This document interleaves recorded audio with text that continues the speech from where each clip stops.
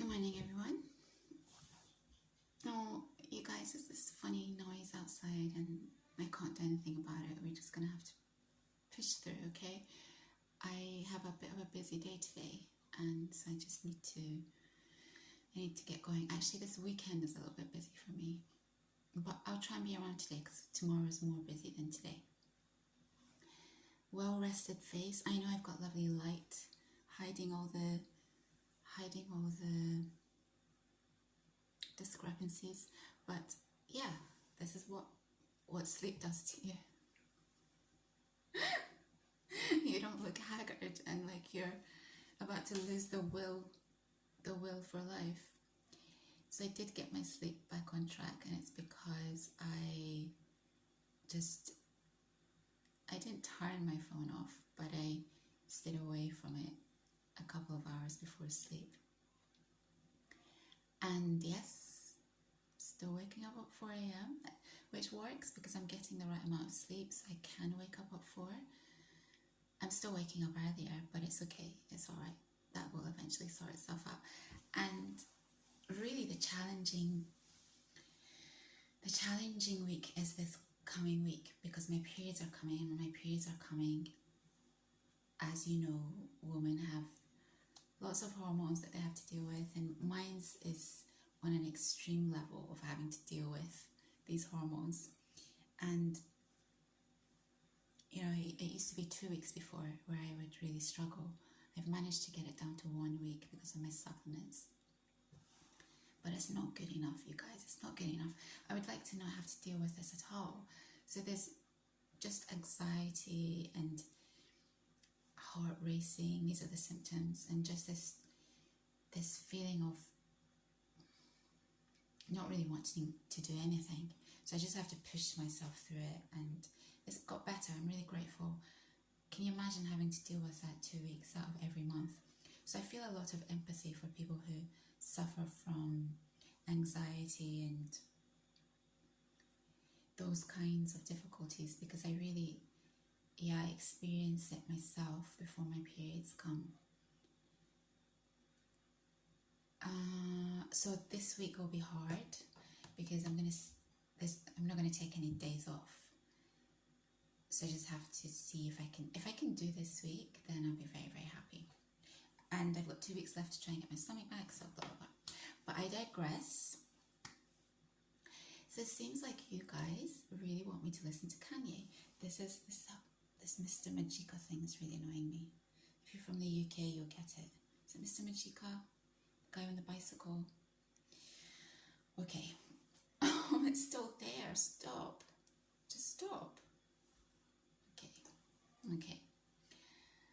So it seems like you guys really want me to listen to Kanye. I had another comment about Kanye on that music video. So here's the thing. Here's the thing about Kanye.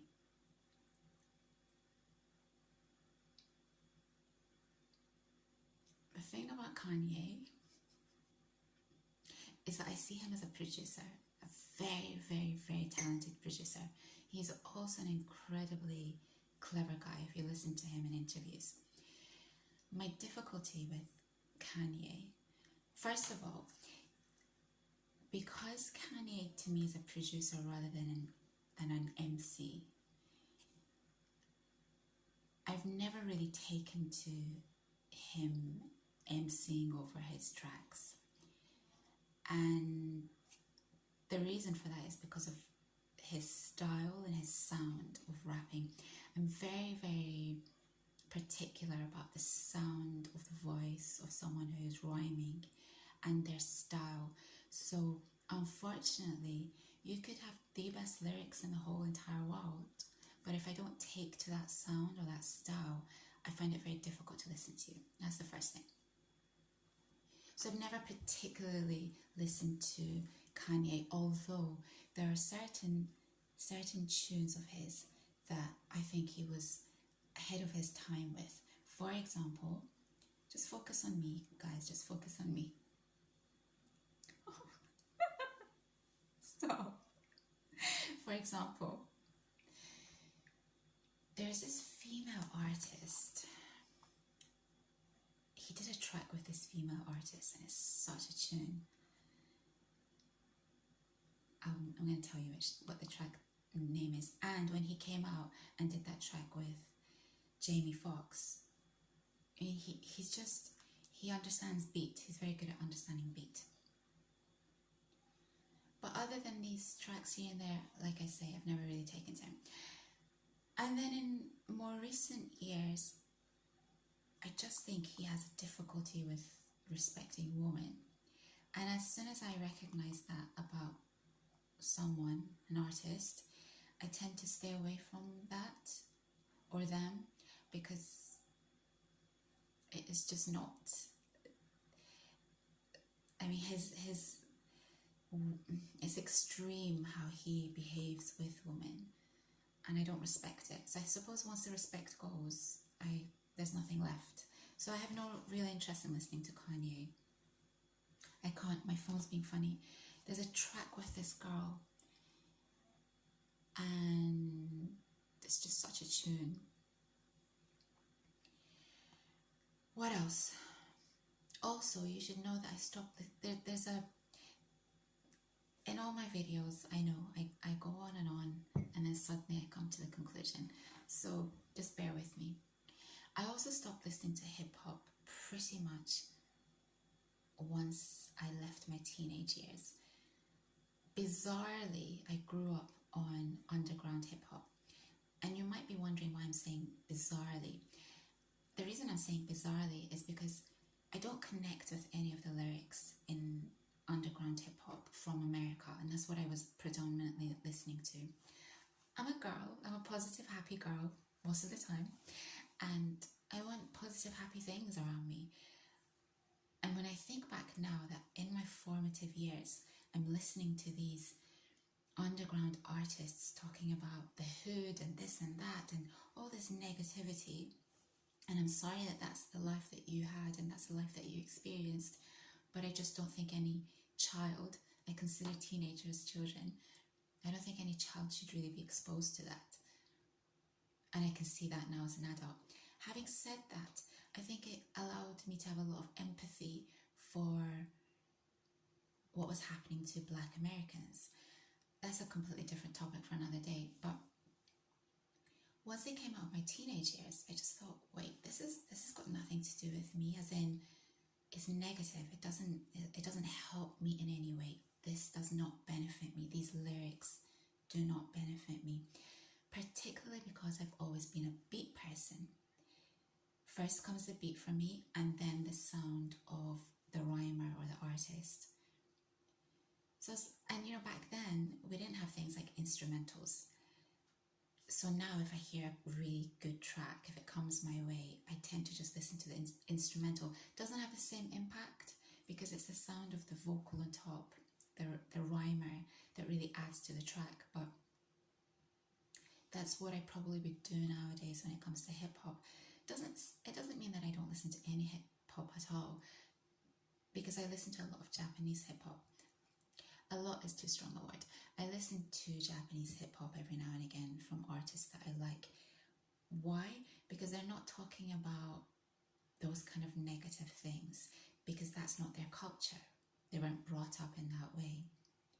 And secondly, I don't understand all the lyrics. So it's very easy for me not to get involved with the lyrics. But I want that voice, I want that tone on top of the track. And it's the same reason why for back then I was listening to French hip-hop as well. Again, I don't understand the lyrics, but I can sense that if I can sense that there's anger in the track, then I tend to stay away from that as well. I make exceptions for artists. For example, I could listen to Jay Dilla all day, all night. And obviously there are artists like Mobb Deep and Guru, and even back in the day, Snoop. These kind of artists that were fantastic, and their lyrics weren't always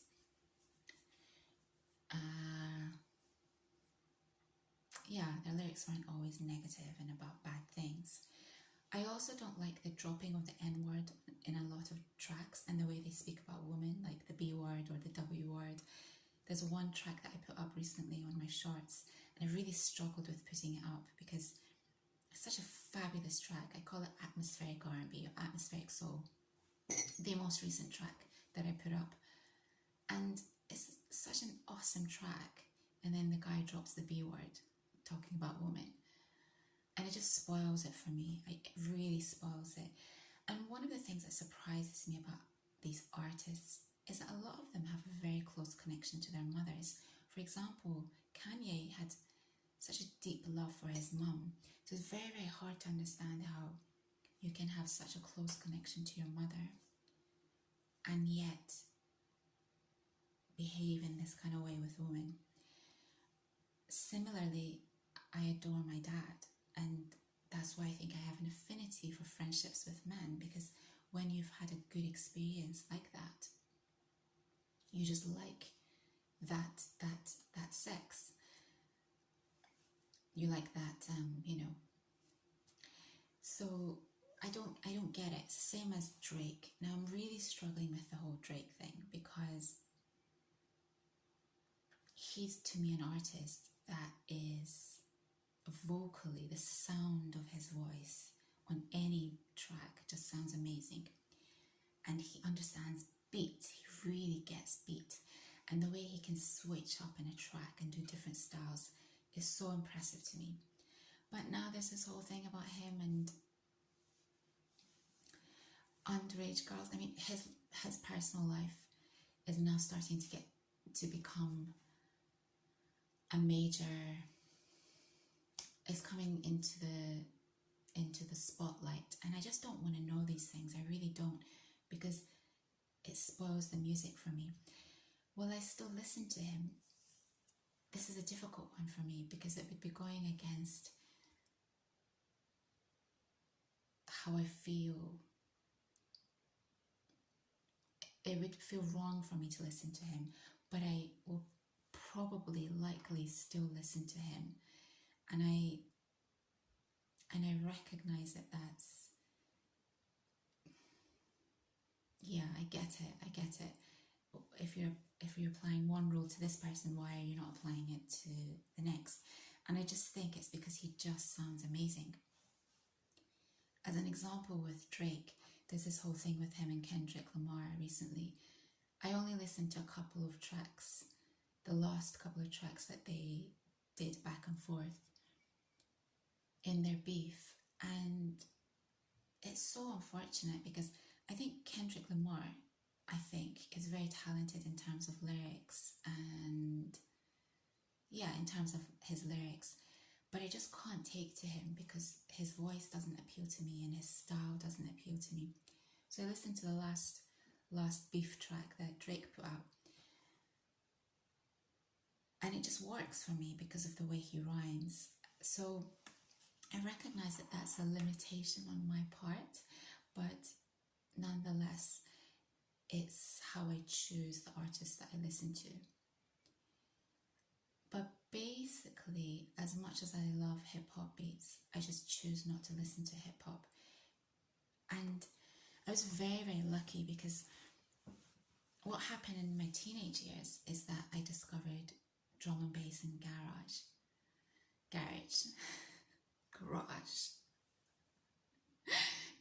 music, UK garage, underground UK garage. And these genres are so uplifting to me. They're all black music genres, but these two particular genres are so uplifting to me.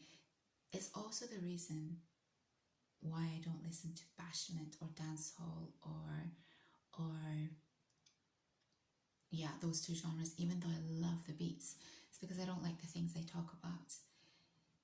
So I'm careful about what's coming into my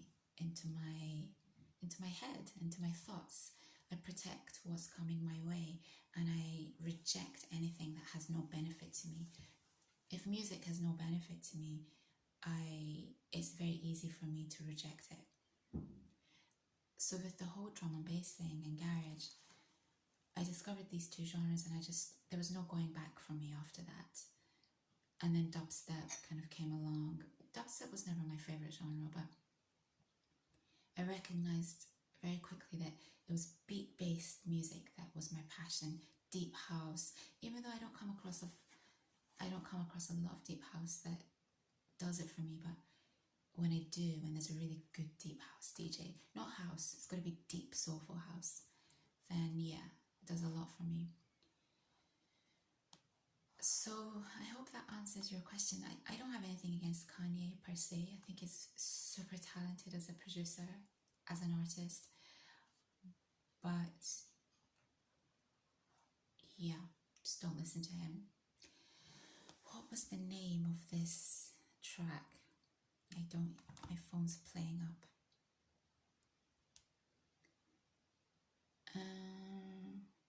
Did I want to say anything else about this? Oh, it's the same reason why I don't listen to grime music in the UK. I love grime beats. I mean, I love grime beats. But again, there's no benefit to me to listen to this music because it's just negative. It's just, even the videos with all the balaclavas, it's just strange. Like, why are you wearing these balaclavas? I don't get it. It doesn't make any sense. And yeah, I think that's all I want to say about that. I want to talk more about Sam, but I am reluctant to a little bit because of what he's apparently done. I don't know why I'm saying apparently, because he's been tried in a court of law and they found him guilty.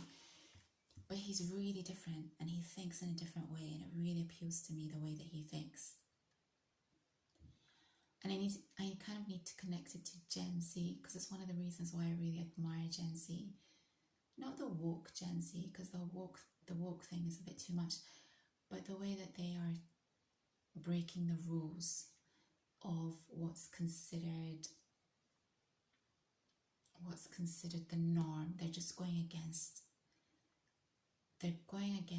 bureaucracy, they're going against the status quo, they're going against what has always worked, which it really hasn't.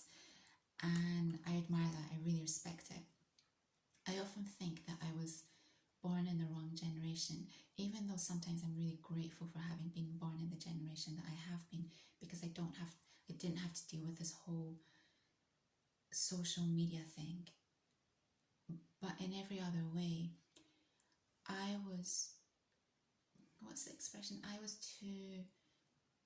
in my opinion, I was different to the other people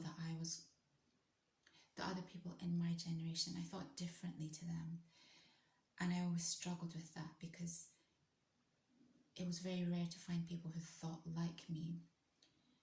As an example, I never understood why we had to work 5 days. It was always my dream to do something for myself, start something for myself, because I never wanted to work for someone. But even if people do work for others, I found it really challenging to understand why we had to work 5 days a week in a 9-to-5 type role. And I think these are the things about Gen Z that I find really admirable, that they're pushing back against all that. I mean, look at what's happened. They trialed a 4-day week and people were more successful, they used their time better, they were happier, they come back to the office or wherever more refreshed, they have more family time. So why and who came up with this bizarre concept that we have to work 5 days a week? So that's somehow connected to Sam, and I could connect it to Japan as well and what's going on there. Should I come back? I should, shouldn't I? Maybe later. Yeah, I'll probably come back later. This is my organic cacao that I eat every day. I go through one of these a week. Can you imagine? I love it so much. Okay, I will go. I just like being here so much, I don't even want to go. Yeah, in a bit.